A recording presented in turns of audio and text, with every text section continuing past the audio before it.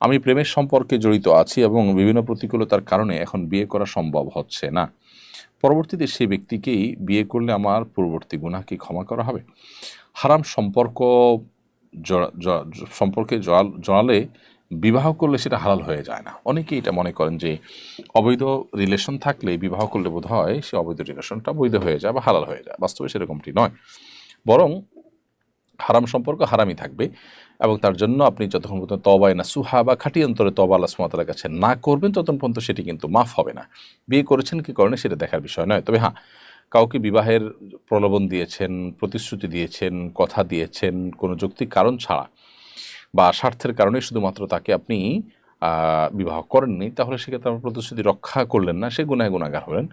তো এক্ষেত্রে প্রতিশ্রুতি যদি আপনি রক্ষা করেন, তাকে যদি বিবাহ করেন, তাহলে আপনি প্রতিশ্রুতি রক্ষা করলেন, প্রতিশ্রুতি ভঙ্গ করলেন না, জাস্ট এটুকু। কিন্তু ইতিপূর্বে যে হারাম রিলেশন হয়েছে সেটার জন্য আপনাকে আল্লাহর কাছে ইস্তেগফার করতে হবে, তওবা করতে হবে। বিবাহ সেটাকে রিকভার করার জন্য বা আল্লাহর কাছ থেকে গুনাহ মুক্ত করার জন্য, ক্ষমা আদায় করে দেওয়ার জন্য যথেষ্ট হবে না।